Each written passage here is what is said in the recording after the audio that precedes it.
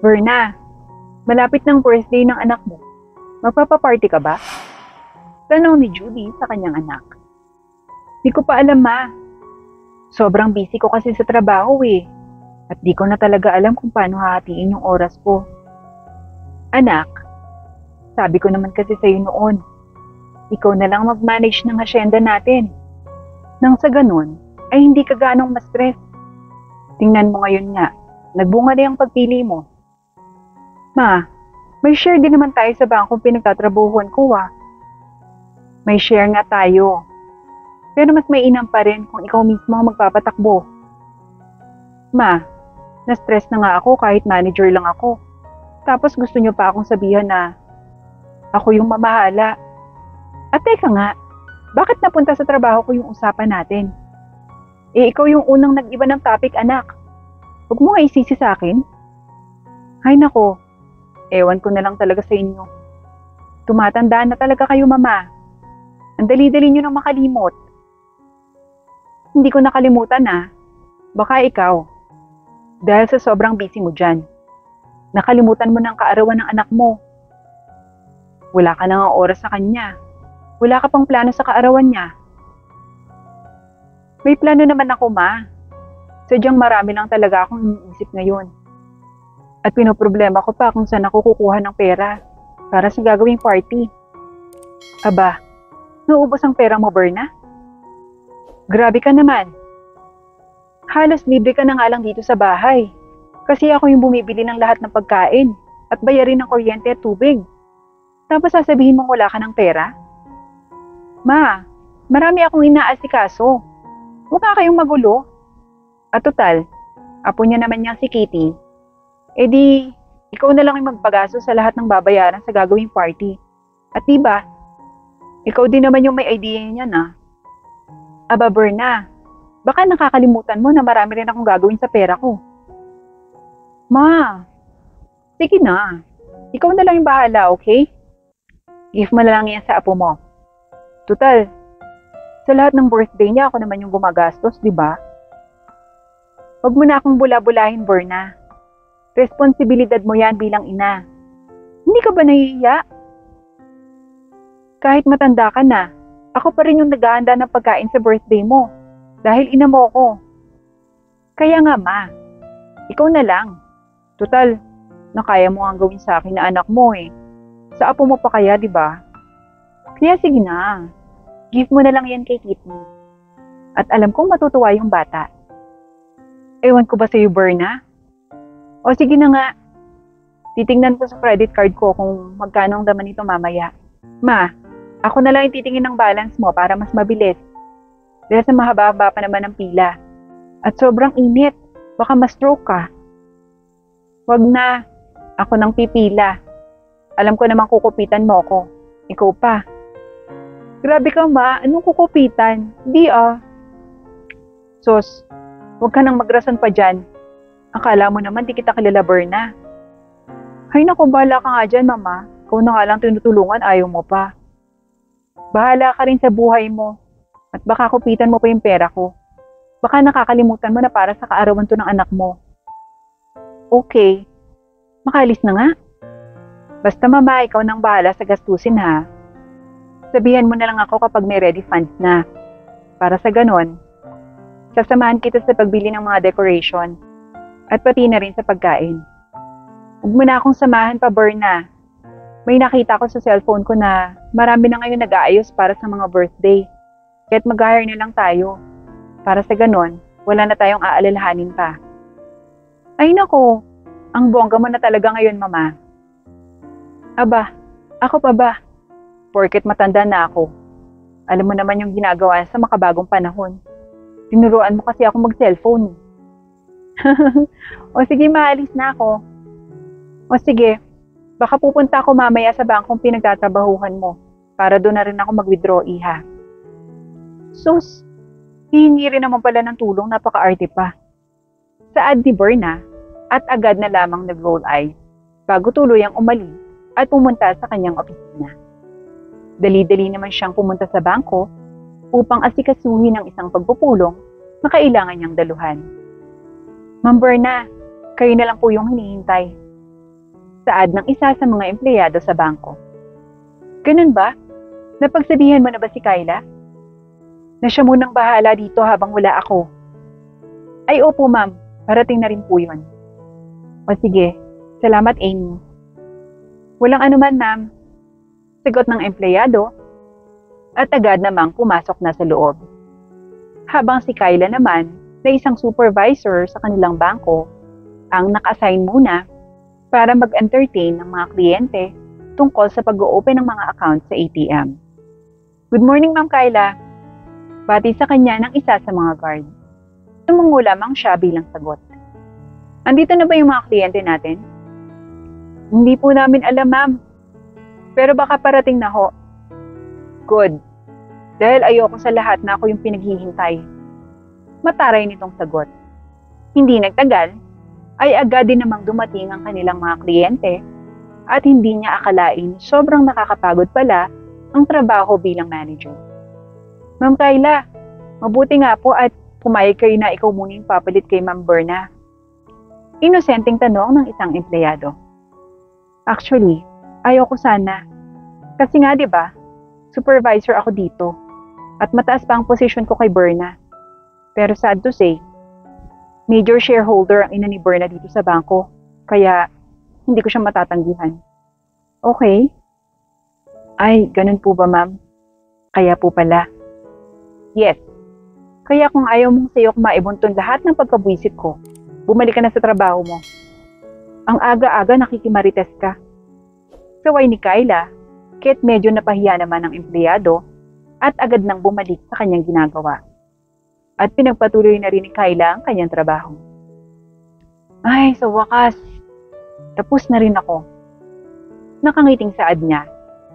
Nang biglang may nagsalita sa kanyang likuran. Excuse me miss, ikaw ba yung lalapitan kung magpapa-open account? Tanong nito, kaya't agad na napalingon si Kyla sa nagsalita. Yes, ako nga, bakit? Sagot nito, at bumilog ang kanyang mata na kanyang makita ang mukhang isang matandang naligaw. Magpapa-open account kayo? Hindi makapaniwalang tanong ni Kyla. Sana miss. Seryoso ka ba? O baka malakas lang ang trip mo, Lola? At isa pa, huwag mo akong tawaging miss. Magrespeto ka naman. Supervisor ako dito. Ay, sorry naman, miss. Ay, ma'am. Ay, sorry, ma'am. Hindi ko po alam.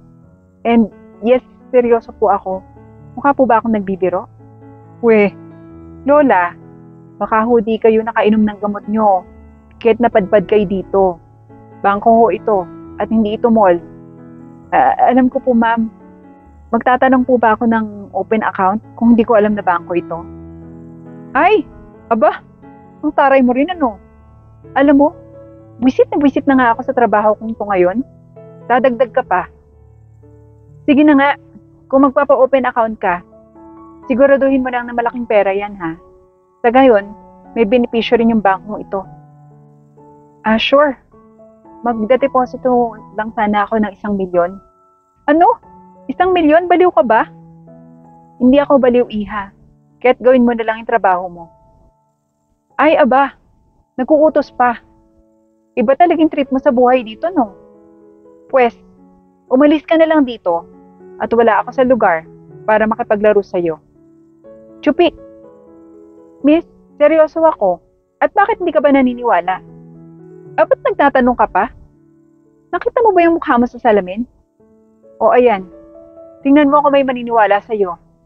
Kaya alis na. Miss, wala naman sa kasuotan ng basihan. Huwag ka nang umangal-angal pa dyan. Aalis ka ba o hindi? Hindi ako aalis. Hanggang hindi pa ako nakakakuha ng ATM ko. Ay, ang tindi mo tanda. Alis na nga, ayaw mo? Pwes, pinipilit mo ko ha. Banta ni Kyla at agad na kinaladkad palabas ang matanda. Huwag ka nang babalik dito. Ang lakas ng trip mo, no? Ayan, pumunta ka na lang ng ospital at magpa-check up ng utak mo. Baliw. Pagsisisihan mong ginawa mo na to, miss. Baka hindi mo ako kilala. Nagbabanta ka ba? Ay, natakot ako. Hindi ako nananakot, miss. Ginagawa ko talaga. Talaga ba? Umalis ka na nga dito? Nakakabwisit ka. At tinatakot mo pa ako? Bakit? Ano bang kaya mong gawin? Kaya mong bilhin ang bangkong to? Tingnan mo nga yung sarili mo. Ang lakas talaga ng trip mo.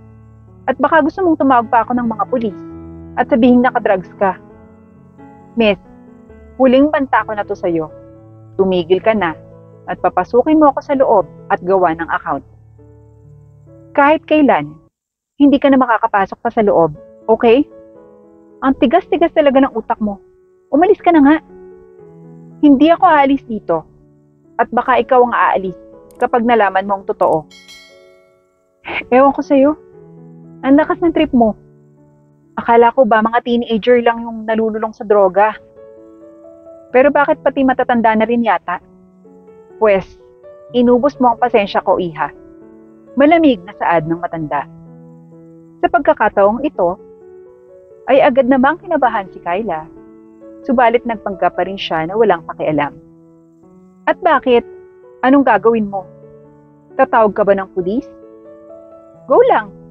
Tingnan natin kung sino mapapahiya. Sige, tingnan natin. Sagot ng matanda nang may mapaghamon ng ngiti na siyang naging dahilan upang magalit si Kyla. Puntahan mo ako sa labas ng bangko ngayon din. Andito ako. At pinagtatabuyan ako ng supervisor daw siya. At hindi ko alam na may ganito palang ugali na empleyado ang bangko nyo. Nakakahiya talaga. Sige na, bilisan mo na. Nainip na ako dito. Saad ng matanda sa kanyang kausap sa cellphone nito. Pulis ba yun?